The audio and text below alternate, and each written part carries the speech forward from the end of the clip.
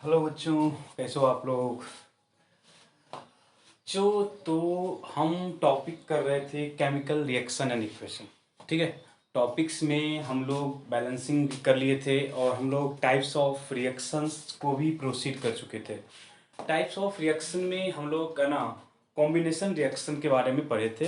And after then हम लोग exothermic and endothermic का भी आइडिया लिए थे कि किस तरह के रिएक्शंस में हम बोल सकते हैं कि ये एक्जोथर्मिक है और किस तरह में हम बोल सकते हैं ये एंडोथर्मिक रिएक्शन है।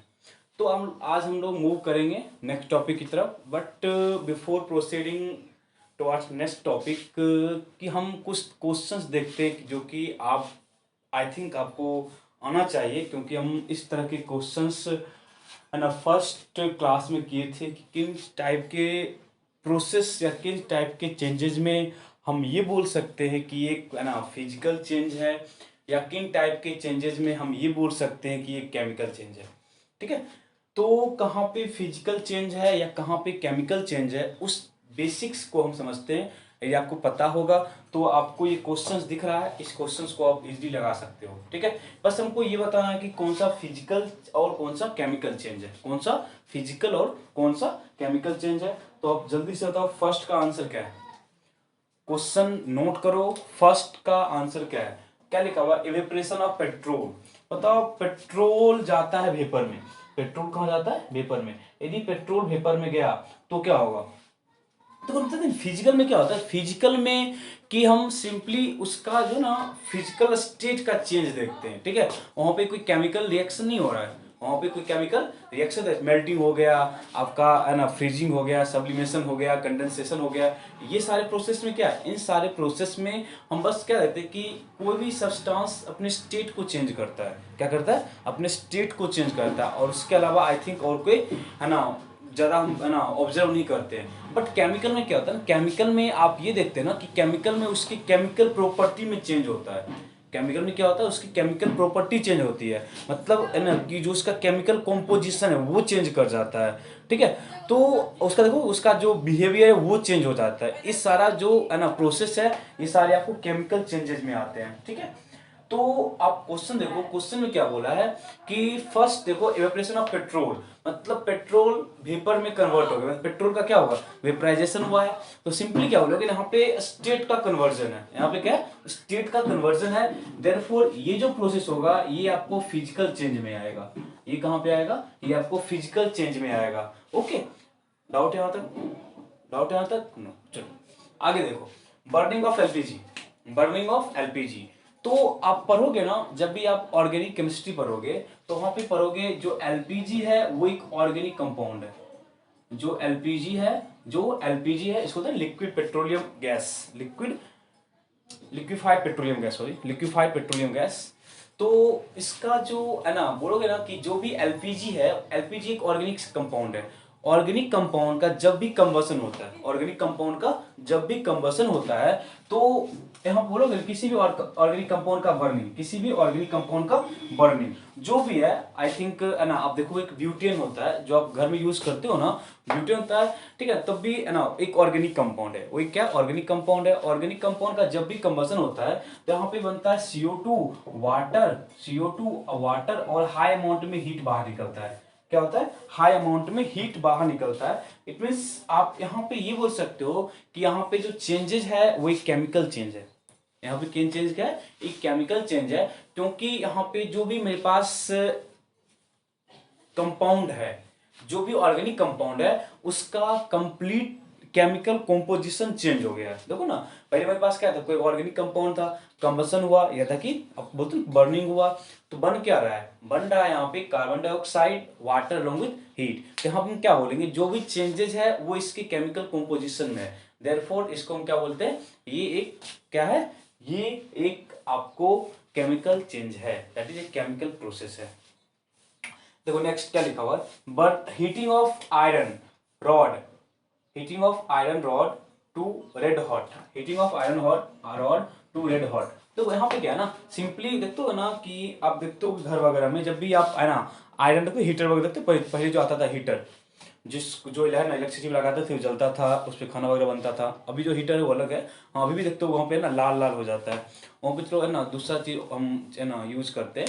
बट कभी देखते हो ना कि जब भी है ना आयरन को है ना डिफरेंट डिफरेंट शेप में कन्वर्ट करता है, पहले क्या करता है उसको हीट करता है, उसको क्या करता है हीट करता है। जब उसको हीट करता है ना तो एकदम पूरा का पूरा लाल हो जाता है, क्या होता है लाल हो जाता है। तो यहाँ पे क्या बोलोगे, यहाँ पे आयरन का बस क्या हुआ ना, वहाँ पे आयरन में कोई हम केमिकल चेंज नहीं ऑब्जर्व कर रहे हैं, वहाँ पे हम आयरन में कोई केमिकल चेंज ऑब्जर्व नहीं कर रहे हैं।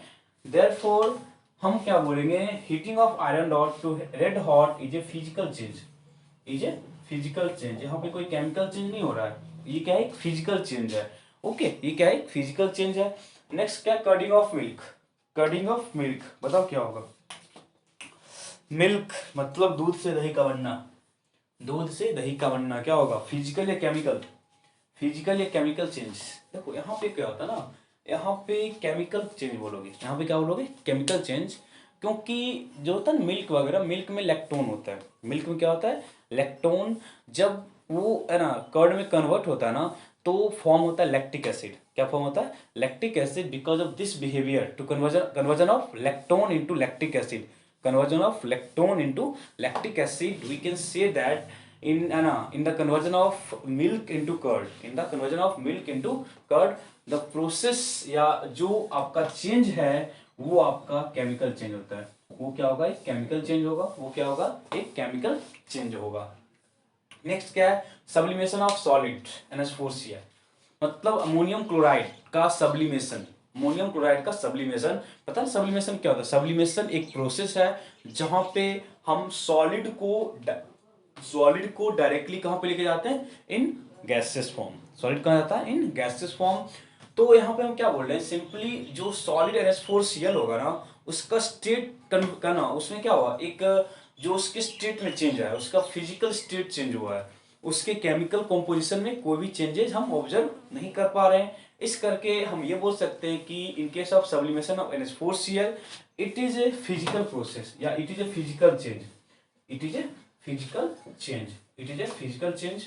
इट मीन्स है ना कि आप किसी भी रिएक्शन को देख के ये है ना बता सकते हो कि यहाँ पे किस टाइप का चेंज है, यहाँ पे किस टाइप का चेंज है, आइदर ये फिजिकल चेंज है या एक केमिकल चेंजेज है। तो आप इस तरह के क्वेश्चंस भी करो, because multiple choice type questions में आपको इस तरह के क्वेश्चंस आ सकते हैं और NTSC लेवल्स के क्वेश्चन में इस तरह के क्वेश्चंस फ्रीक्वेंटली पूछ जाते हैं, out of this which are physical change और out of this which are chemical change. Okay तो आई होप आपको अब प्रॉब्लम नहीं होना चाहिए। जब भी आप इस तरह के क्वेश्चंस को करते हो तो आप बस ये ऑब्जर्व, बस ये दिमाग में रखना कि यदि कहीं पे किसी भी कंपाउंड के केमिकल कॉम्पोजिशन में कोई चेंज आता है तो हम उसको क्या बोलेंगे केमिकल चेंजेस बोलेंगे। बट अदरवाइज हम सिंपली उसके फिजिकल स्टेट का चेंज ऑब्जर्व कर पाते हैं, then they are called physical changes, then they are called physical changes. हम अब देखते हैं कि पिछले क्लास में हम लोग कॉम्बिनेशन रिएक्शंस किए थे, ठीक है कॉम्बिनेशन रिएक्शंस किए थे। हम थोड़ा सा उस पर देखते हैं, तो क्वेश्चंस बन सकता है कि कॉम्बिनेशन रिएक्शन में किस किस टाइप के क्वेश्चंस हम देख सकते हैं। देन हम लोग प्रोसीड करेंगे next towards decomposition reaction. Then देखते हैं क्वेश्चंस क्या है कि हम जो किए कॉम्बिनेशन रिएक्शन उस पर हम किस टाइप के क्वेश्चन को फ्रेम कर सकते हैं।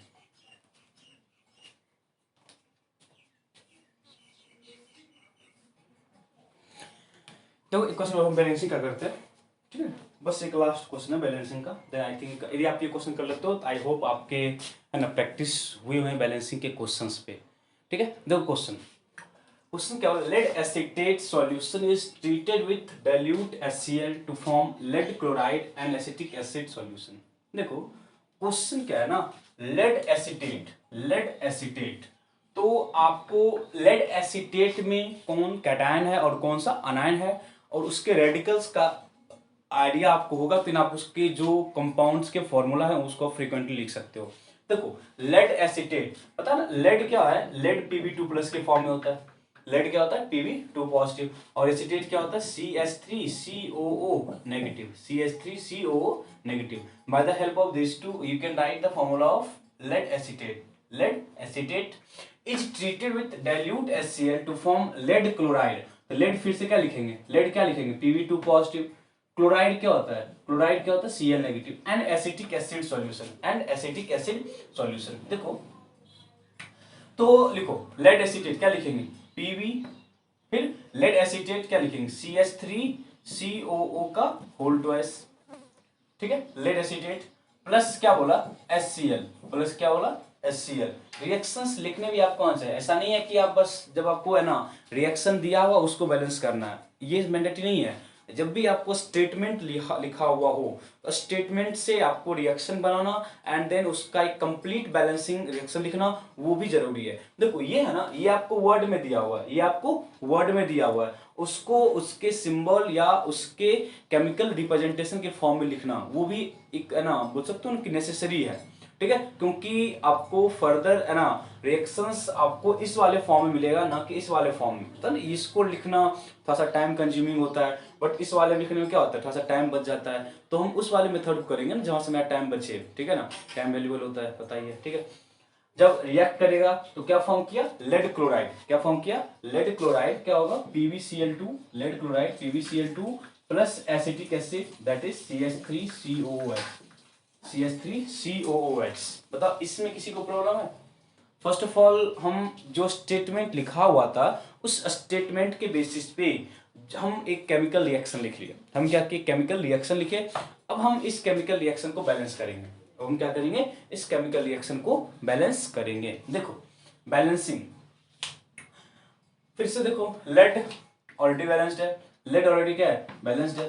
तो बैलेंसिंग ऐसा नहीं कि हम लोग है ना जो फर्स्ट क्लास में या जो हम सेकेंड क्लास में बैलेंसिंग किए हमेशा वैसे नहीं करना है, बट देखो वो क्या है कि जब भी आपको कोई है ना भारी भरकम सा रिएक्शन आ जाए कि जहाँ पे आपका दिमाग काम करना बंद कर दे कि हम किस तरह से करें, तो वहाँ पे आप उस वाले मेथड पे जाओ, पता नहीं वो एक ब्रह्मास्त्र है, उससे आप किसी भी है ना रिएक्शन को सॉल्व कर सकते हो, ठीक है। बट ना जहाँ पे आपका बस कॉमन सेंस यूज हो जा रहा है वहाँ पे बैलेंस उस तरह के है ना मेथड की रिक्वायरमेंट नहीं है। देखो जब कभी भी आपको बोर्ड में आए, ठीक है, जब कभी आपको बोर्ड में आए कि ये रिएक्शन लिखा है उसको बैलेंस करना है, तब मत वो आप लोग है ना वो बताए थे ना फर्स्ट मेथड ना हिट एंड ट्रायल मेथड जहाँ पे हम डब्बा बना के बैलेंस किए थे, उस तरह के मेथड ना उस तरह की रिक्वायरमेंट नहीं है आपको, हमेशा उस तरह की रिक्वायरमेंट नहीं होती है। तो जब जो इस तरह को आप कभी भी ना आपको यदि कोई केमिकल लिख दिया सपोज Fe है ना 3O4 प्लस CO है ना जो भी है H2+O2 है वाटर लिख दिया, N2 प्लस H2NH3 लिख दिया, जब इस तरह का रिएक्शन दिया हो बोले कि इसको बैलेंस करो then go for hit and trial method, proper आप है ना बॉक्स बना के सॉल्व करोगे। बट कभी देखो ऐसे ये स्टेटमेंट टाइप रिएक्शन है, जब भी इस स्टेटमेंट टाइप रिएक्शन हो तो आप सिंपली है ना जैसा आपको इजी लगे, ठीक है, किसी को स्टेटमेंट है ना देख के सॉल्व हो जाता है, बट जब सॉल्व ना हो then go for hit and trial method और जो हम बताए थे शॉर्ट ट्रिक देन उसको फॉलो करो, ओके।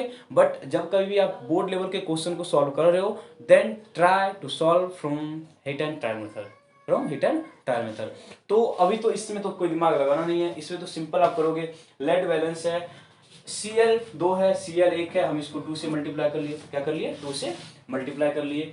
देन आप देखो जो ये वाला पार्ट है ना H एक H वहाँ पे कितना है 4, H वहाँ कितना है 4, यहाँ कितना है 3 2 6, 3 2 6 प्लस 2 कितना 8 है, कितना है 8 है। और कार्बन कितना है 2 2 4 कितना है वहाँ पे 2।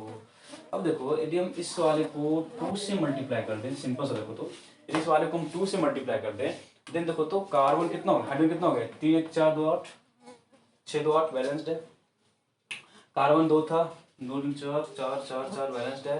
आई थिंक आपका रिएक्शन बैलेंस्ड हो चुका है, आई थिंक आपका रिएक्शन बैलेंस्ड हो चुका है। तो सिंपल सा रिएक्शन था, बट सिंपल क्या है स्टेटमेंट यदि आपको लिखने आ जाता है तो आप क्वेश्चन को फ्रीक्वेंटली सॉल्व कर सकते हो without any problem, okay.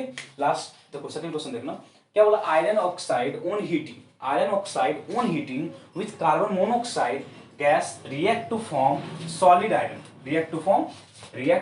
solid iron and liberate carbon dioxide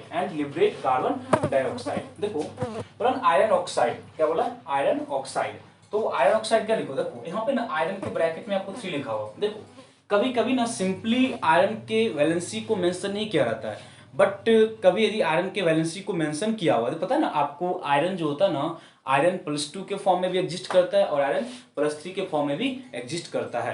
तो आयरन का जब ये 2 फॉर्म है तो कभी कभी है ना डाउट होता है कि हम किस वाले फॉर्म को यूज करें, कभी कभी डाउट हो जाता है हम किस वाले फॉर्म को यूज करें।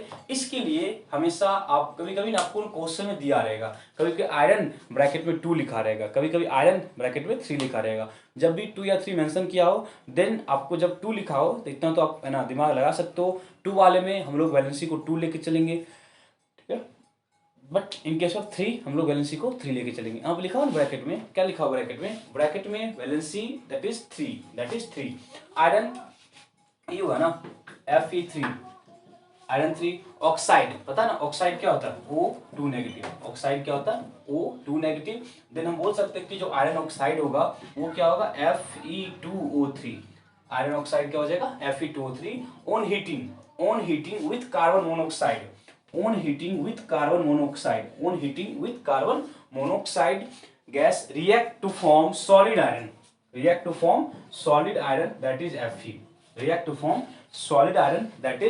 Fe along with carbon dioxide। यहाँ पे क्या लगाओगे CO2, यहाँ पे क्या लगाओगे CO2, यहाँ पे क्या लगाएंगे CO2।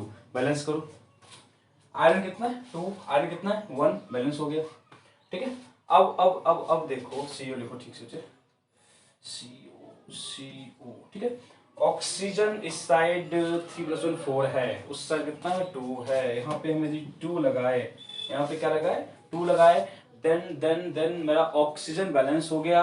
बट हमको कार्बन को बैलेंस करने के लिए भी यहाँ पे 2 लगाना पड़ेगा। जो ही हम यहाँ पे 2 लगाएंगे फिर से मेरा अनबैलेंस हो गया। देखो ना 3 2 5 हो गया, यहाँ पे कितना है 4, ये कितना है 4 है।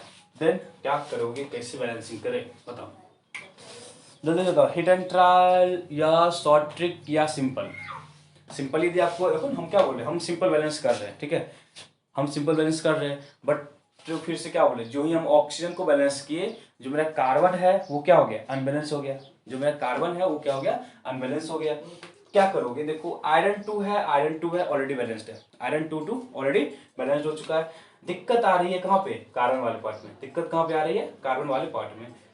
तो क्या करें हम, देखो मतलब 2 यहाँ पे नहीं लगा सकते हैं, यहाँ पे हम 2 नहीं लगा सकते हैं। तो देखो एक है ना हिट एंड ट्रायल में ये भी होता है कि पहले क्या करो 2 लगाए, नहीं काउंट किया फिर 3 लगाओ, फिर क्या करो 4 लगाओ, इस तरह से भी चेक कर सकते हैं।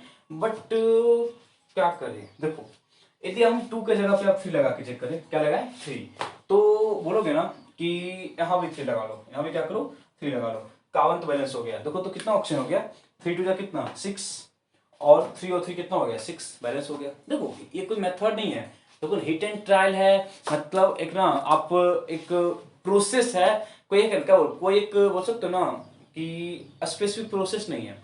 बट हम जो होता है ना कि जहाँ पे हम एक्स वाई ए और बी मान के चले थे, तो एक जेन्युइन मेथड है, उससे आपका कहीं ऐसा नहीं कि आपको सोचना पड़ेगा कि पहले 2 लगाएं कि पहले 3 लगाएं कि पहले 1 लगाएं कि पहले 4 लगाएं, ऐसा कोई जरूरी नहीं है। बट सिंपल सा है कि सिंपल आप 2 लगा के चेक करो, 3 लगा के चेक करो, 4 लगा के चेक करो, तो वहाँ बैलेंस हो जाए। इस चीज को हम क्या बोलते हैं हिट एंड ट्रायल बोलते हैं, क्या बोलते हैं hit and trial. It means यहाँ पहले क्या आ जाएगा, यहाँ पहले क्या आएगा 3, यहाँ भी क्या आएगा 3, यहाँ भी क्या आएगा 3।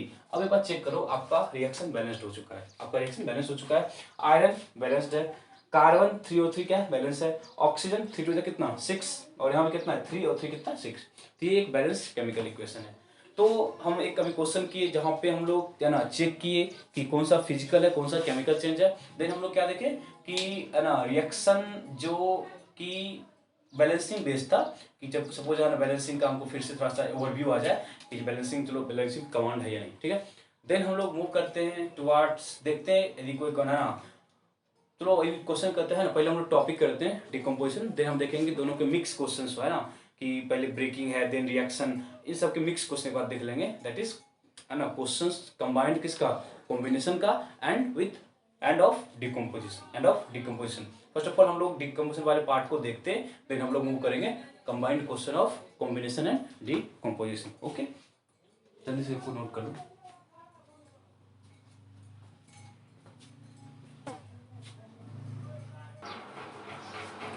ओके देखो डेफिनेशन क्या है, डिकम्पोजिशन मतलब कि डिकम्पोज करना, बताए डिकम्पोज करने का मतलब क्या होता है, किसी चीज का ब्रेक करना। डिकम्पोज का मतलब क्या होता है, किसी चीज का ब्रेक करना। अब देखो सिंपल क्या लिखा हुआ है कि chemical reaction in which single reactant breaks down to give simple product, to give simpler product. मतलब सिंपली क्या बोलोगे कि है ना, इन जनरल कि है ना, कि कोई एक है ना कंपाउंड है, वो ब्रेक किया, ब्रेक करने के बाद है ना, ब्रेक करके इसमें सिंपल है ना, सिंपल प्रोडक्ट में सिंपल प्रोडक्ट में क्या होता है, ब्रेक करता है। Then they are called decomposition, देखो फॉर एग्जाम्पल सपोज क्या बोले है ना, इस तरह का कोई कंपाउंड है, इसमें ए है, इसमें क्या है, बी है, इसमें क्या है, सी है। ये ब्रेक किया, ये क्या किया, ब्रेक किया। सपोज हम क्या बोले, ए में ब्रेक किया है ना, प्लस बी प्लस क्या हुआ, सी में क्या किया, ब्रेक किया, सी में क्या किया, ब्रेक किया।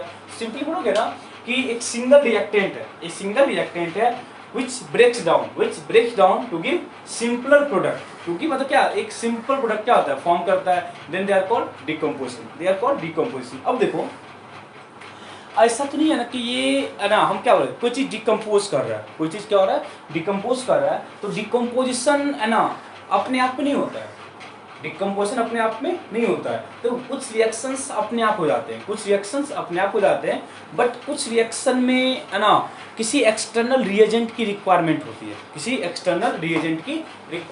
है, उसी टाइप में आपको डिकम्पोजिशन आता है। देखो हम ब्रेकिंग करा रहे हैं, हम क्या करा रहे हैं, ब्रेकिंग करा रहे हैं, तो आप ये है ना बोल सकते हो कि जब ब्रेकिंग करा रहे हैं it means some amount of energy की रिक्वायरमेंट होगी। जब हम क्या बोले, जब हम ब्रेकिंग करा रहे हैं तो सम अमाउंट ऑफ एनर्जी की रिक्वायरमेंट होगी। अब देखो जब एनर्जी की रिक्वायरमेंट है, क्या है, एनर्जी की रिक्वायरमेंट है, तो एनर्जी आपको किसी भी सोर्स से चाहिए। हम क्या बोले कि ये कंपाउंड था जो कि ब्रेक किया किसमें, ए में, बी में और सी में। इट मीन्स यहाँ पे एक कंपाउंड का ब्रेकिंग हुआ है, ब्रेकिंग एक है ना, ब्रेकिंग बोल सकते हैं, ब्रेकिंग अपने आप नहीं हुआ होगा, इसमें किसी एक्सटर्नल रिएजेंट की रिक्वायरमेंट हुई होगी, अब एक्सटर्नल रिएजेंट कुछ भी हो सकता है, मतलब कोई भी ऐसा एक्सटर्नल रिएजेंट जो इसको है ना एनर्जी सप्लाई कर दे, वो यहाँ पे रिएक्शंस करवा देगा, वो क्या करेगा, यहाँ पे रिएक्शंस करवा देगा। अब देखो ये तो हो गई है ना कि रिएक्शंस अपने आप नहीं होगा, किसी एक्सटर्नल रिएजेंट की रिक्वायरमेंट हुई होगी। बट इसके अलावा हम एक पॉइंट ये भी बोल सकते हैं कि आप ये बोल दोगे ना कि कोई भी सब्सटेंस ब्रेक क्यों करेगा, डिकम्पोज क्यों कर रहा है। देखो केमिस्ट्री में एक फैक्ट है कि है ना, हमेशा कोई रिएक्शन ना स्टेबिलिटी को क्या करता है, प्रोसीड करता है, टुवार्ड्स स्टेबिलिटी क्या होता है, प्रोसीड करता है। तो एक जनरली आप ये पॉइंट बोल सकते हो ना कि वही सब्सटेंस डिकम्पोज कर रहा होगा, जो अब अपने आप में स्टेबल नहीं होगा, स्टेबल नहीं होगा। दैट मीन्स जब वो ब्रेक हो जाए, डिकम्पोज हो जाए, तो एक स्टेबल सब्सटेंस फॉर्म कर रहा है। आफ्टर डिकम्पोजिशन वो एक स्टेबल सब्सटेंस फॉर्म कर रहा है, इसलिए बोलेंगे कि वो डिकम्पोज कर रहा है। क्या कर रहा है, डिकम्पोज कर रहा है। तो है ना, आप जब भी बोलोगे ना कि कोई चीज़ डिकम्पोज किया है, डिकम्पोज किया है, तो सिंपली है ना फर्स्ट थिंग जो आपके माइंड में ये आएगा कि वो स्टेबल नहीं होगा, मतलब सिंपली हम ये बोल सकते हैं कि डिकम्पोजिशन रिएक्शन में हमेशा एक अनस्टेबल कंपाउंड डिकम्पोज करके हमको स्टेबल कंपाउंड फॉर्म करेगा। क्या करेगा, स्टेबल कंपाउंड फॉर्म करेगा। ये एक फैक्ट है, कि अब देखो अदरवाइज सिंपली देखो, यदि कोई चीज़ पहले से स्टेबल है, वो क्यों डिकम्पोज करेगा। सिंपल सा फंडा यार, कोई चीज़ यदि स्टेबल है तो कहाँ से ब्रेक करेगा। देखो कॉमन लाइफ में एग्जांपल देखो यार, देखो यदि कोई है ना, सपोज कोई है ना, तुम दो फ्रेंड हो, ठीक है, ये तुम दो फ्रेंड के बीच अच्छा बॉन्डिंग है, कोई एक्सटर्नल आया, तीसरा बंदा आया, तुम दोनों में क्या बोलेगा कि तुम दोनों को सेपरेट करना चाहेगा। यदि तुम है ना, तुम लोग पहले से ही है ना स्टेबल हो, स्ट्रोंग हो, क्यों ब्रेक करोगे। ठीक है, सिंपल सा फंडा है। बट है ना, सपोज कोई है ना थर्ड पर्सन है और उसका किसी के साथ बॉन्डिंग है, तो उसको कोई ब्रेक करने के लिए वो ब्रेक कर गया। ब्रेक क्यों किया होगा, ब्रेक इसलिए किया होगा क्योंकि उस दोनों के बीच एक है ना, बोलते है ना म्यूचुअल अंडरस्टैंडिंग नहीं हुआ होगा, इस करके वो क्या होगा, अलग हो गया। तो यहाँ भी सेम ही लॉजिक है। यहाँ पे क्या वो है ना, हम डे लाइफ में देखते हैं, तो यहाँ पे केमिकली हम देखेंगे कि कोई भी सब्सटेंस, अब देखो इतना तो आपको पता नहीं होगा है ना, यहाँ इवन हमको पता नहीं है कि कौन स्टेबल है कौन अनस्टेबल है, इतना हमको इन डेप्थ नहीं करना है, क्योंकि स्टेबिलिटी है ना, किसी भी कंपाउंड की स्टेबिलिटी बहुत सारे फैक्टर्स पे डिपेंड करती है, बट बेसिक्स हम इतना समझ सकते हैं कि डिकम्पोजिशन ऑलवेज कैरी आउट, है ना, when a unstable compound breaks down into stable compound, stable substance जो भी है तो उसका स्टेबल फॉर्म बन रहा हो, तभी हम डिकम्पोजिशन डिफाइन कर सकते हैं, या तभी डिकम्पोजिशन टेक्स प्लेस होगा। ओके, तो ये सब हम नोट में लिखेंगे। दूसरी थिंग हम ये बोले कि डिकम्पोजिशन अपने आप नहीं हुआ होगा, डिकम्पोजिशन अपने आप नहीं होगा, डिकम्पोजिशन कराने के लिए किसी एक्सटर्नल रिएजेंट की रिक्वायरमेंट हुई होगी। क्या बोले? डिकम्पोजिशन कराने के लिए किसी एक्सटर्नल रिएजेंट की रिक्वायरमेंट हुई होगी, तभी जाके डिकम्पोज किया होगा, तभी जाके डिकम्पोज किया होगा। अब देखो, मतलब ये कंपाउंड अनस्टेबल था, ये कंपाउंड अनस्टेबल था, आफ्टर ब्रेकिंग ये जो भी सब्सटेंस फॉर्म कर रहा है वो क्या स्टेबल है, हम थर्मली की बात नहीं कर रहे, वो क्या स्टेबल है। अब देखो, जब वो स्टेबल है, जब क्या बोले, जब वो स्टेबल है तो एक फर्स्ट पॉइंट हो गया, सॉरी ये क्या हो गया, फर्स्ट पॉइंट। अब हम क्या बोले कि इस प्रोसेस में, है ना, इस प्रोसेस में किसी एक्सटर्नल रिएजेंट की रिक्वायरमेंट हुई होगी, इस प्रोसेस में किसी एक्सटर्नल रिएजेंट की रिक्वायरमेंट हुई होगी, इट मींस कोई एक ऐसा रिएजेंट होगा जो सारा काम कराएगा। ठीक है, मतलब सिंपली बोलोगे ना, हमको इसको ब्रेक करना है, जब इसको ब्रेक करना है तो यहाँ पे हमको एनर्जी सप्लाई करना पड़ा होगा, यहाँ पे एनर्जी सप्लाई करना पड़ेगा। तो इसमें एनर्जी हमको 3 डिफरेंट फॉर्म से मिल सकता है, एनर्जी हमको 3 डिफरेंट फॉर्म से मिल सकता है। या तो हम एनर्जी हीट के फॉर्म में लेंगे, क्या बोले, मतलब हम इसको सिंपली क्या किए होंगे, हीट किए होंगे, सिंपली क्या होगा, क्या हीट किए होंगे, heat is a form of energy, heat is a form of energy. It means जब इसको हम हीट किए होंगे ना, तो इसको इतना एनर्जी मिल गया होगा कि ये क्या कर जाए, ब्रेक कर जाए, ये क्या कर जाए, ब्रेक कर जाए। सेकेंड मेरे पास ये ऑप्शन है, सेकेंड मेरे पास ये ऑप्शन है कि हम यहाँ पे फोटोकेमिकल ग्राइन, देखो हम क्या लिख रहे हैं, सनलाइट, मतलब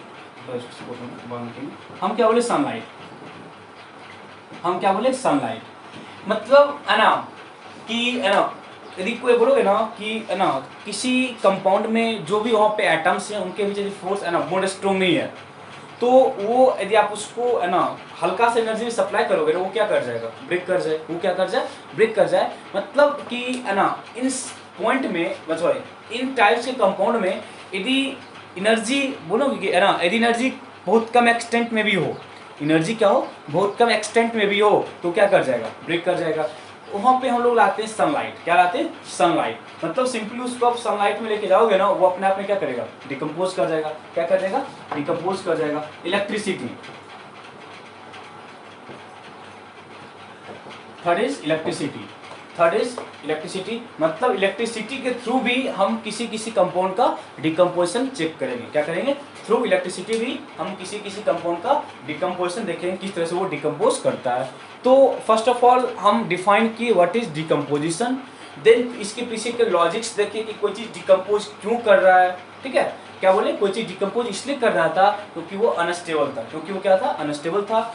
एंड फिर हम क्या बोले कि, ना, decomposition takes place in the presence of heat, light, और इन केस, सॉरी, और in the presence of electricity, और in the presence of electricity. First of all आप इसको लिखो, फिर हम लोग इस वाले पॉइंट को स्टेटमेंट के फॉर्म में लिखते हैं, जो मैं यहाँ पॉइंट लिखे हैं उसको मैं स्टेटमेंट के फॉर्म में लिखेंगे। फर्स्ट ऑफ ऑल आप इसको नोट करो, फर्स्ट ऑफ ऑल इसको नोट करो, फिर हम स्टेटमेंट लिखेंगे।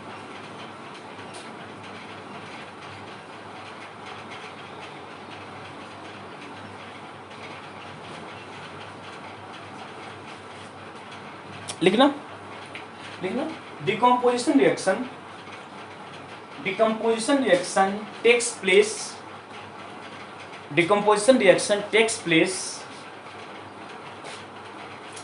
Place in the presence of, decomposition reaction takes place in the presence of, decomposition reaction takes place in the presence of heat, sunlight or electricity.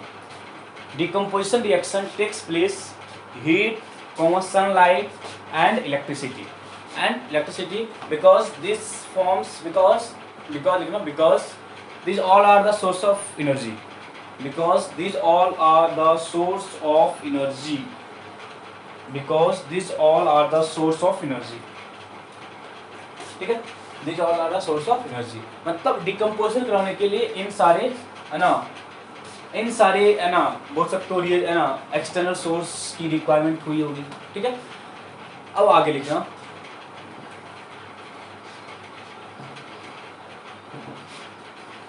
Decomposition reaction को हम 3 part में classify करते हैं।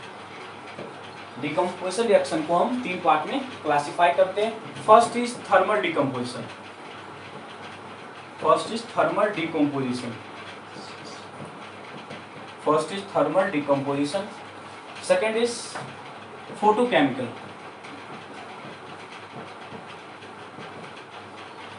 Second is photochemical and third one is electrolysis.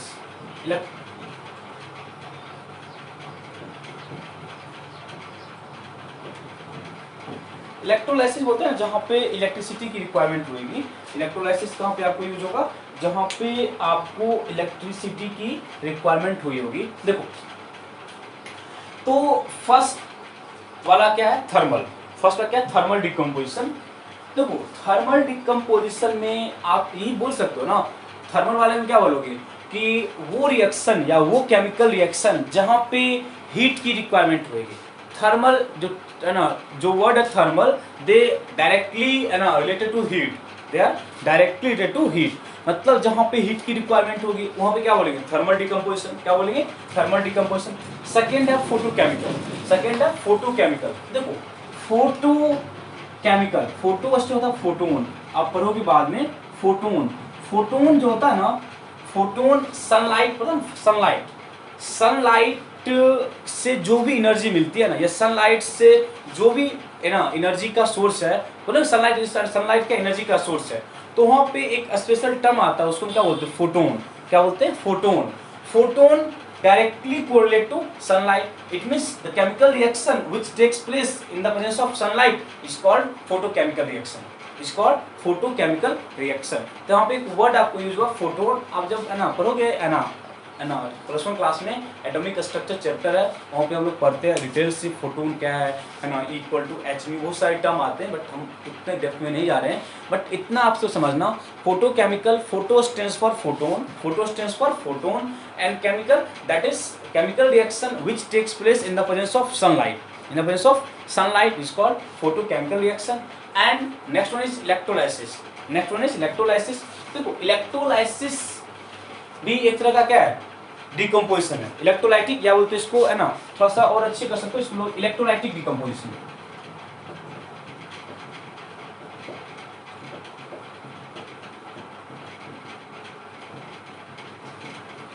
Electrolytic decomposition ये ज्यादा accurate है।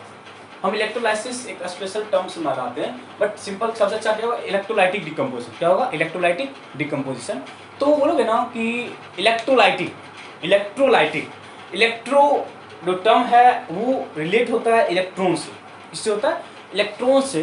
तो बोलोगे ना कि पता है इलेक्ट्रॉन का मूवमेंट करंट का होता है ना, जिस तरफ इलेक्ट्रॉन मूव करता है उसके अपोजिट क्या होता है? करंट मूव करता है।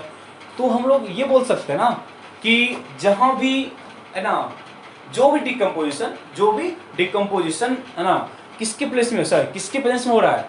किसके प्लेस में हो रहा है? in the presence of current, in the presence of current is called electrolytic decomposition, is called electrolytic decomposition. तो आई थिंक आपको इस चीज का आइडिया हो गया होगा कि हम बोले थे ना कि डिकम्पोजिशन अपने आप नहीं होता है। डिकम्पोजिशन में किसी एक्सटर्नल रिएजेंट की रिक्वायरमेंट होती है, और जिस एक्सटर्नल रिएजेंट की रिक्वायरमेंट होती है वो एनर्जी का सोर्स हो, वो क्या हो? एनर्जी का सोर्स हो। देन हम क्या किए, जो भी मेरे पास केमिकल रिएक्शन है उसको हम 3 पार्ट में क्लासिफाई करने के लिए, first is thermal decomposition, second is photochemical decomposition या फोटोकेमिकल रिएक्शन बोल लो, and last one is electrolytic decomposition. Last one is electrolytic decomposition. तो आप इसको लिखो, देन तीनों के बारे में एक एक पॉइंट लिखो, देन हम है ना अलग से तीनों को एक्सप्लेन करेंगे one by one, that is from thermal, photochemical and then for electrolytic. तो फर्स्ट ऑफ ऑल आप इसको लिखो decomposition reaction are of 3 types. Decomposition reaction are of 3 types. Decomposition reaction are of 3 types. Are of 3 types. First, are of 3 types, first है ना, ऐसे लिखो जैसे हम लिखे वैसे लिखो ना, are of 3 types. First thermal, second photochemical and third electrolytic. ठीक है, थर्मल, फोटोकेमिकल एंड इलेक्ट्रोलाइटिक। तो थर्मल वाले पार्ट में लिखना, थर्मल वाले पार्ट लिखना decomposition which takes place in the presence of heat. इस वाले पार्ट लिखना। हम एग्जांपल्स या इसको एक्सप्लेन करेंगे अलग से, इसको हम एक्सप्लेन अलग से करेंगे, पहले इसको लिख लो। थर्मल वाले पार्ट में लिखना decomposition which takes place in the presence of heat. Decomposition which takes place in the presence of heat, is called thermal decomposition. In the presence of heat called thermal decomposition. Second लिखना photochemical. लिखना decomposition which takes place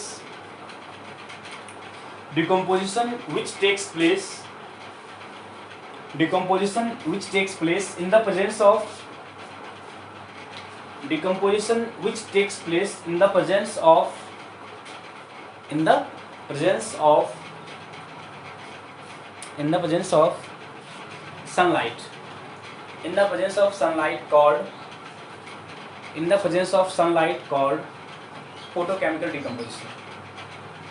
presence of sunlight, called photochemical decomposition. Last one is electrolytic decomposition. Last है electrolytic decomposition. यहाँ लिखना decomposition reaction which takes place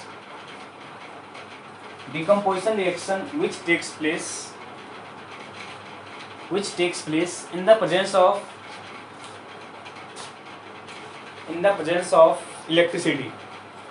Decomposition reaction which takes place in the presence of electricity called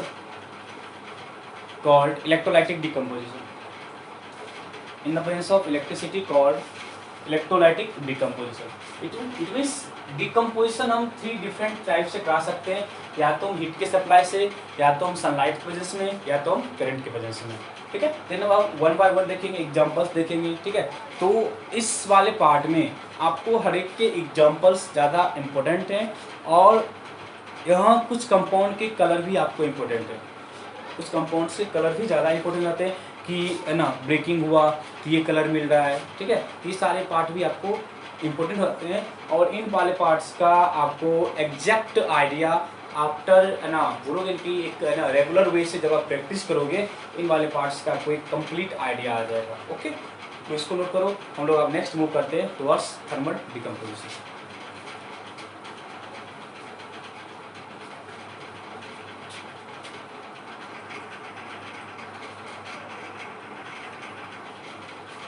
ठीक है, तो हम अब 1 bye 1 discuss करेंगे। तो फर्स्ट मेरे पास था वो था थर्मल डिकम्पोजिशन। फर्स्ट मेरे पास क्या था? Thermal decomposition. देखो थर्मल हम पहले बोल हीट। देखो यहाँ पे हम लोग है ना एग्जाम्पल के थ्रू ही देखेंगे है ना किस तरह से होता है। तो फर्स्ट एग्जाम्पल जो मेरे पास है लाइमस्टोन। पता है आपको लाइमस्टोन? CaCO3, इसका नाम क्या है? लाइमस्टोन। इसका नाम क्या है? लाइमस्टोन का जब हीट होगा, देखो ये जो सिंबल है ना, ये सिंबल क्या होता है? ये सिंबल आपको रिप्रेजेंट करता है यहाँ पे हीट सप्लाई किया होगा। ये सिंबल आपको इन्फॉर्म करता है कि यहाँ पे हीट का सप्लाईमेंट हुआ होगा। जब लाइमस्टोन का हीटिंग होता है तो यहाँ बनता है CaO प्लस CO2। क्या बनता है? CaO plus CO2। CO क्या है? क्विकलाइन। CO क्या है? क्विकलाइन। CO क्या है? क्विकलाइन। देखो आपको इनके केमिकल नाम तो याद रखना ही है, कॉमन नेम भी इंपॉर्टेंट होता है। पता है ना CaCO3 का नाम क्या है? Calcium carbonate. अब देखो क्या होगा स्टेटमेंट, क्या बोलोगे? Calcium carbonate on heating gives calcium oxide along with CO2। तो यहाँ पे जो कैल्शियम ऑक्साइड है वो क्विकलाइन बोलते हैं। उसको क्या बोलते हैं? क्विकलाइन। और जो CaCO3 है दे आर कॉल्ड लाइमस्टोन। ये भी चीज़ आप याद रखना कि कभी कभी आपको केमिकल नाम या तो कॉमन नेम देख के भी रिएक्शंस पूछ लेगा। ठीक है, इस चीज़ का आप केयर करना। ठीक है, तो हम क्या बोलेंगे कि when calcium carbonate is heated it form calcium oxide that is quicklime along with CO2। तो यहाँ पे हम क्या बोले? कैल्शियम कार्बोनेट का डिकम्पोजिशन किसके साथ हुआ है? हीट के प्रेजेंस में। Therefore it is called thermal decomposition. Therefore it is called thermal decomposition, it is called thermal decomposition. ठीक है, अब देखो सेकंड आप बोल सकते हो, देखो FeSO4.7 वाटर, देखो जब इसको हीट करेंगे ये क्या बोलेंगे, ये आयरन सल्फेट डॉट क्या बोलोगे, हेप्टाहाइड्रेटेड, क्या बोलेंगे, हेप्टाहाइड्रेटेड। तो वहाँ पे बता ना, इसको क्या बोलते हैं, इसको बोलते हैं ना बोलते, इसको बोलते हैं हाइड्रेटेड सॉल्ट, इसको हम क्या बोलते हैं, हाइड्रेटेड सॉल्ट। और इस वाले कंपाउंड में जो 7 वाटर है, इस वाले कंपाउंड में जो 7 वाटर है वो कैसे एक्ट करता है, ये एक्ट करता है as a water of crystallization, as a water of crystallization. मतलब किसी भी कंपाउंड में ना जो वाटर मॉलिक्यूल वहाँ पे क्या हो, एसोसिएट हो, क्या हो, एसोसिएट हो, उसको क्या बोलते हैं, वाटर ऑफ क्रिस्टलाइजेशन, क्या बोलते हैं, वाटर ऑफ क्रिस्टलाइजेशन। इसका नाम क्या है, ये क्या है, फेरस सल्फेट डॉट 7 वाटर, ये क्या है, ये आपको क्या है, एक हाइड्रेटेड सॉल्ट है, ये क्या है, एक हाइड्रेटेड सॉल्ट है। जब इसको आप हीट करोगे ना तो फर्स्ट ऑफ ऑल ये क्या करेगा ना, ये क्या करेगा, यहाँ से 7 वाटर के मॉलिक्यूल क्या हो जाएंगे, बाहर निकल जाएंगे, यहाँ से क्या होंगे, 7 वाटर के मॉलिक्यूल क्या हो जाएंगे, बाहर हो जाएंगे। मतलब जो भी वहाँ पे मॉइस्चर था ना, मॉइस्चर क्या हो गया, बाहर निकल गया, मॉइस्चर क्या हो गया, बाहर निकल गया। मॉइस्चर जो कि वाटर ऑफ क्रिस्टलाइजेशन के फॉर्म में यहाँ पे प्रेजेंट था, ऑन हीटिंग देख क्या हो गया, they are coming out from the crystals, they are coming out from the crystals. अब हमको क्या मिल गया, एनहाइड्रेटेड, या कि उसको बोलते हैं हाइड्रेटेड सॉल्ट, हाइड्रेटेड सॉल्ट। तो हाइड्रेटेड सॉल्ट को क्या बोलोगे, हाइड्रेटेड आयरन सल्फेट, क्या बोलेंगे, हाइड्रेटेड आयरन सल्फेट, क्या बोलते हैं, हाइड्रेटेड सॉल्ट बोल लो, FeSO4 क्या सॉल्ट है, या हम हाइड्रेटेड आयरन सल्फेट बोलते हैं, क्या बोलते हैं, हाइड्रेटेड आयरन सल्फेट। ठीक है, अब देखो जब FeSO4 बन गया, जब क्या बन गया, FeSO4, यदि इसका हीटिंग अब भी चल रहा है, यदि इसका हीटिंग क्या हो रहा है, अब भी चल रहा है। अब जो FeSO4 है इसको क्या बोलते हैं, एनहाइड्रेट सॉल्ट। देखो यहाँ पे हम क्या बोलते हैं, हाइड्रेटेड सॉल्ट, यहाँ क्या बोलते हैं, एनहाइड्रस सॉल्ट, क्या बोलते हैं, एनहाइड्रस सॉल्ट, या क्या बोलो, सिंपली इसका नाम क्या बोलो, फेरस सल्फेट, क्या बोलेंगे, फेरस सल्फेट।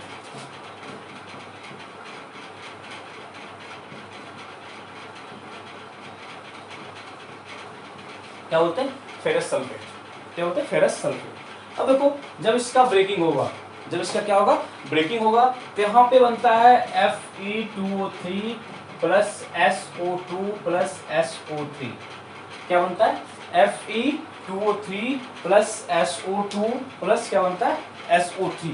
अब देखो रिएक्शन आपको अभी के ना सिनेरियो से याद रखना पड़ेगा, ठीक है, आई थिंक, बट इस टाइप के रिएक्शंस आई होप आपको याद ही रखना पड़ेगा। ठीक है, देखो मोस्ट ऑफ द रिएक्शंस के लॉजिक होते हैं, मोस्ट ऑफ द रिएक्शंस के लॉजिक होते हैं, बट हर का लॉजिक नहीं होता यार, हर का लॉजिक नहीं होता है।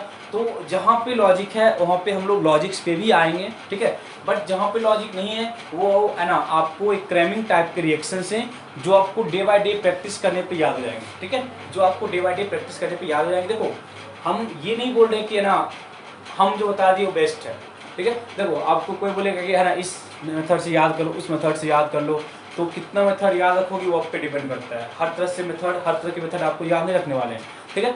जहाँ पे लॉजिक से लॉजिक को समझो, बट जहाँ पे सिंपली हमको लर्न करना है तो वहाँ पे लर्निंग फैक्ट के थ्रू ही जाओ, ओके, ये बेटर है, ठीक है। तो हम क्या बोले, आयरन सल्फेट, सॉरी मेरे पास है ना आयरन का सल्फेट था, या बोलो है ना फेरस सल्फेट बोल सकते हैं या आयरन सल्फेट बोल सकते हैं, जो भी बोलना है, बट हम एक देखो हम क्या लिखे, आयरन सल्फेट, फिर क्या लिखे, ferrous sulphate, it all depends on you, but है ना ट्राई टू है ना राइट इन फेरस सल्फेट फॉर्म। ये है ना इसका केमिकल नेम क्या ना बेटर रिप्रेजेंटेशन है, किसका, FeSO4 का एक बेटर रिप्रेजेंटेशन है।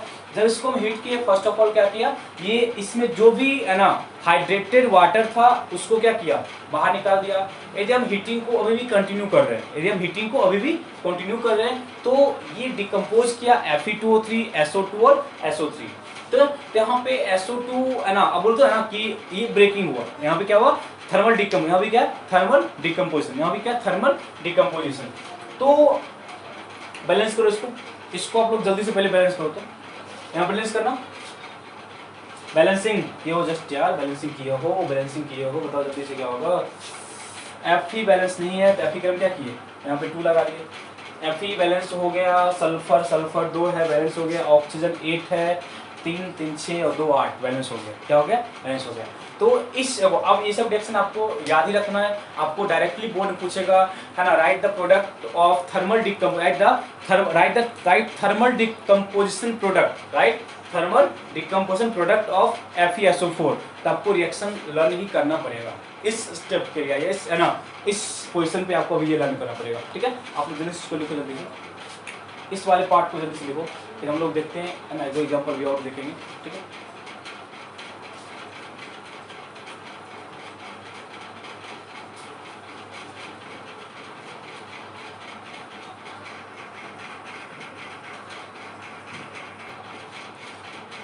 ठीक है। तो हम दो कंपाउंड का अभी तक देखें ब्रेकिंग, हम लोग अभी तक दो कंपाउंड का ब्रेकिंग देखे थे, दो कंपाउंड का थर्मल डिकम्पोजिशन। तो नेक्स्ट कंपाउंड जो मेरे पास है वो है लेड नाइट्रेट। मेरे पास क्या है? Lead nitrate. मेरे पास क्या है? Lead nitrate. देखो, लेड नाइट्रेट को जब हम हीट करते हैं, क्या करते हैं? लेड नाइट्रेट को जब हम क्या करते हैं? हीट करते हैं, तो ये, है ना, ब्रेक करता है lead oxide plus NO2 plus O2। Lead nitrate को जो हम क्या करते हैं? हीट करते हैं, तो ये ब्रेक करता है lead oxide plus NO2 plus O2। अब देखो, इसमें ये जो कंपाउंड है ये कलरलेस है। ये क्या है? कलरलेस। मतलब क्या बोले? कलरलेस लेड नाइट्रेट, या सिंपली क्या बोलोगे? Lead light. कब क्या बोलोगे? Lead nitrate. ये कलरलेस कंपाउंड है। ये क्या है? कलरलेस कंपाउंड है। जब इसको हीट किया गया, जब इसको क्या किया? हीट किया गया, तो बन रहा है लेड ऑक्साइड। क्या बन रहा है? Lead oxide. ये येलो कलर का है। ये क्या है? येलो कलर का कंपाउंड होता है। और जो साथ में बना है NO2, ये होता है ब्राउन फ्यूम्स। ये क्या होता है? Brown fumes. ये ब्राउन फ्यूम्स के साथ जलता है। ठीक है, और जो कंप्लीट रिएक्शन है ना, जब ना होता है, मतलब जब होता है तो यहाँ पे क्रैकिंग साउंड की आवाज आती है, मतलब क्या फट फट करके आवाज आता है, तो पटाखे का आवाज, उस तरह का आवाज आता है। देखो, जो है ना लॉजिक क्या है समझो। अब है ना, नाइट्रेट का हीटिंग, देखो नाइट्रेट बहुत सारे हैं। यहाँ पे हमको एक जो हमारे सिलेबस में दिया हुआ है अभी, वहाँ पे आपको लेड नाइट्रेट का हीटिंग दिया हुआ। किसका हीटिंग है? लेड नाइट्रेट का। बट हम लोग जब करते हैं थोड़ा सा, है ना, और भी अच्छे, है ना, लेवल्स में, तो वहाँ पे हम लोग देखते हैं और भी कंपाउंड का हीटिंग, है ना, डिफरेंट टाइप्स के नाइट्रेट का, अल्कली मेटल के नाइट्रेट का, अल्कलाइन अर्थ मेटल के नाइट्रेट का हीटिंग किस तरह से होता है।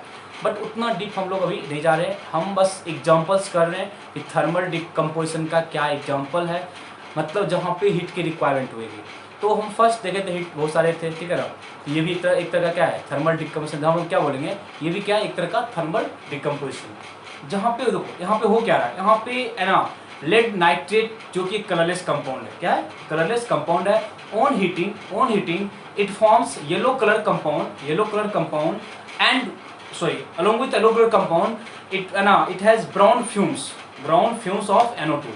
अब देखो, जो यहाँ पे NO2 है ना, जो ब्राउन फ्यूम्स है ना, देखो यदि किसी रिएक्शन में ना ब्राउन फ्यूम्स बनता है, तो वो वहाँ पे NO2 की प्रेजेंस को, है ना, डिटेक्ट करता है। मतलब हम क्या बोले, कहीं पे भी, है ना, ब्राउन फ्यूम्स है, कहीं पे क्या है? ब्राउन फ्यूम्स है, तो NO2 का प्रेजेंस है वहाँ पे। क्या NO2 है, इस चीज को वो, है ना, सिग्निफिकेंट, उस चीज को ये क्या करता है? प्रूव करता है कि वहाँ पे NO2 है, वहाँ पे क्या है? NO2 है। तो, है ना, हम ये बोल सकते हैं ना कि यदि किसी रिएक्शन में सपोज किसी का, है ना, डिकम्पोजिशन, है ना, किसी चीज का डिकम्पोजिशन हुआ है, किसी चीज का क्या हुआ? डिकम्पोजिशन। आफ्टर डिकम्पोजिशन यदि वहाँ पे ब्राउन फ्यूम्स बन रहा हो, तो डेफिनेटली वहाँ पे कौन होगा? NO2। कौन सा होगा? NO2। अब देखो, ऐसा नहीं कि ये सिर्फ लेड नाइट्रेट के केस में ही है, ठीक है ना, बहुत सारे कंपाउंड है ना। मैग्नीशियम नाइट्रेट है, ठीक है, मैग्नीशियम में नहीं होता है ना, आपको सोडियम है, पोटेशियम है, ठीक है, बहुत सारे, है ना, मरकरी का नाइट्रेट है, बहुत सारे नाइट्रेट हैं जहाँ पे, है ना, इस तरह के कंपाउंड फॉर्म होते हैं। बट हम लोग उतना डेप्थ में नहीं जा रहे हैं, ठीक है ना। जब आप लोग करोगे, है ना, अल्काली मेटल की प्रॉपर्टी, है ना, अल्कालाइन अर्थ मेटल की प्रॉपर्टी, तो वहाँ पे इन चीज़ों को आप लोग और भी अच्छे वे से करोगे, ठीक है, करेंगे, है ना, जब भी हम लोग, है ना, एडवांस क्लास की ओर मूव करेंगे। ओके, तो अभी तक हम देखो सिंपली क्या देखें, थर्मल डिकम्पोजिशन हम लोग, है ना, एग्जाम्पल किए, है ना, कैल्शियम का किए, है ना, फिर हम लोग, है ना, आयरन का किए, जहाँ पे आयरन सल्फेट हाइड्रेटेड फॉर्म में था। देन हम लोग लेड नाइट्रेट का किए। तो जो कलर लिखा हुआ ना, कलर आपको माइंड में रखना होगा, एकदम इस वाले रिएक्शन का स्टेटमेंट लिखे। क्या लिखे? स्टेटमेंट। तो हम यही बोलेंगे ना कि, है ना, when lead When lead nitrate is heated, it forms yellow color compound with brown fumes. With brown fumes NO2. Lead color compound of yellow color compound of lead oxide along with brown fumes of NO2. Along with brown fumes of NO2. आप लोग note करो, आप लोग note करना. Thermal क्या लिखो, lead nitrate on heating, lead nitrate on heating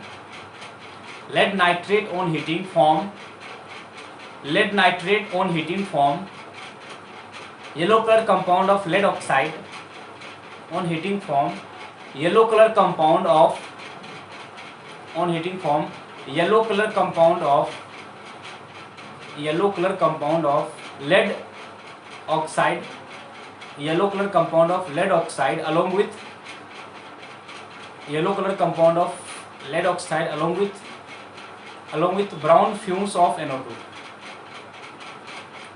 along with brown fumes of NO2. Okay, ये इसके बेसिक्स थे. ठीक है, अब है ना आप एक तरह का है ना डिकम्पोजिशन और भी है जहाँ पे है ना थर्मल डिकम्पोजिशन है. H2O2 hydrogen peroxide. H2O2 is called hydrogen peroxide. जब इसका भी होता है डिकम्पोजिशन बनता है H2O + O2. क्या बनता है? H2O + O2. एक बार आप इसको जल्दी से बैलेंस कर दो. देखो तो रिएक्शन बैलेंस है, ऊपर वाला रिएक्शन बैलेंस है, लेड बैलेंस्ड है, N2 बैलेंस नहीं है. यहाँ पे हम क्या लगाएंगे? 2 लगाएंगे. आफ्टर है ना 2 4 + 2 कितना 6 + 1 7. यहाँ पे कितना है? 2. यहाँ पे कितना 6 है. वहाँ कितना है? 4 5. यहाँ पे हाफ लगा. देखो तो बैलेंस हो गया. देखो तो जो पे हाफ लगा है, देखो ना वहाँ पे हाफ लगा, बैलेंस हो जाएगा. लेड बैलेंस्ड है. ऑक्सीजन कितना 6, कितना हो जाएगा 4 1 और 1 कितना 6.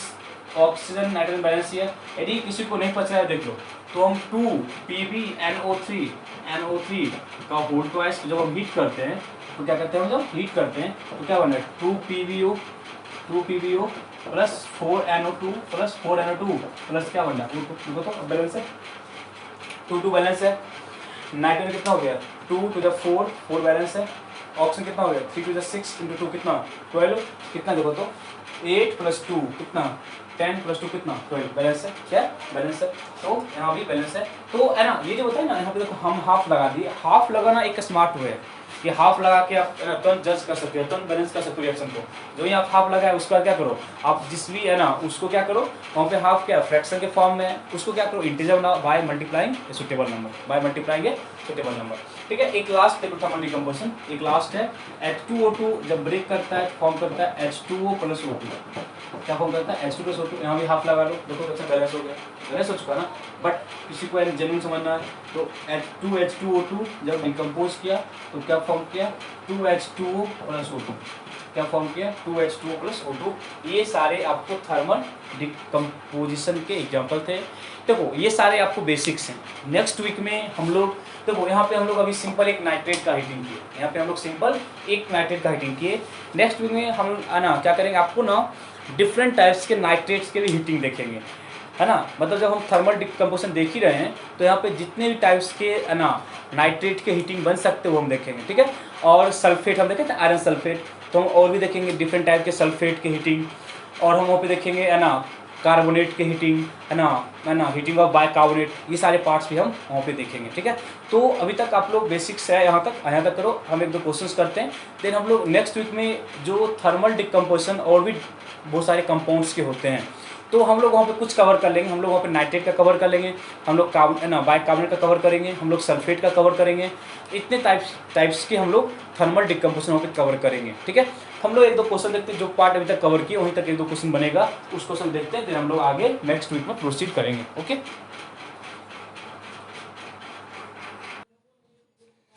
देखो सिंपल सा क्वेश्चन है, लास्ट क्वेश्चन है. A solution of substance X is used for white washing. मतलब कोई कंपाउंड है जिसका की सॉल्यूशन व्हाइट वॉशिंग में क्या होता है यूज होता है. मतलब कि होता है ना कलर व्हाइट कलर करने के लिए यूज किया जाता है. Name the substance X and right it's formula. तो याद रखना, पता है जस्ट कितने calcium oxide CaO that is quick lime. क्या बोलते हैं इसको? क्विक लाइम या क्या बोलते हैं कैल्शियम ऑक्साइड. क्या बोलते हैं, कैल्शियम ऑक्साइड। ये जो कंपाउंड है ये आपको इसका सॉल्यूशन, ये नहीं इसका सॉल्यूशन जो व्हाइट वॉशिंग में क्या होता है यूज होता है, लिखा हुआ ना, name the substance x and right it's formula, name the substance x and right it's formula. तो सब्सटेंस का नाम क्या है, कैल्शियम ऑक्साइड, फॉर्मूला क्या है CaO, फॉर्मूला क्या है CaO। सेकंड क्या बोला, right it's reaction, right the reaction of substance x with water, right the reaction of substance x with water. तो सब्सटेंस एक्स क्या था, कैल्शियम ऑक्साइड, CaO प्लस क्या लिखोगे वाटर, प्लस क्या लिखोगे वाटर। हम लोग ये रिएक्शन किए थे आई थिंक है ना कॉम्बिनेशन में, कहाँ पे, कॉम्बिनेशन में। ये एक टाइप का आपको कॉम्बिनेशन रिएक्शन, ये क्या है, एक टाइप का कॉम्बिनेशन रिएक्शन ये है, जहां पे आपको बनेगा CaOH का होल ट्वाइस, क्या बनेगा CaOH का होल ट्वाइस कैल्शियम हाइड्रोक्साइड। और ये क्या था, क्विकलाइम, ये क्या था, ये क्या था मेरे पास क्विकलाइम, ये क्या था मेरे पास क्विकलाइम। और ये जो सब्सटेंस बना है, ये जो सब्सटेंस बना है this is called slaked lime, this is called slaked lime. और ये जो कंपाउंड है ये आपको व्हाइट वॉशिंग में यूज होता है, ये क्या होता है व्हाइट वॉशिंग में यूज होता है। ये सब आपको है ना जब प्रैक्टिस करते करते लर्न हो जाएगा। कैल्शियम ऑक्साइड को हम लोग क्विकलाइम बोलते हैं, क्या बोलते हैं, क्विकलाइम बोलते हैं।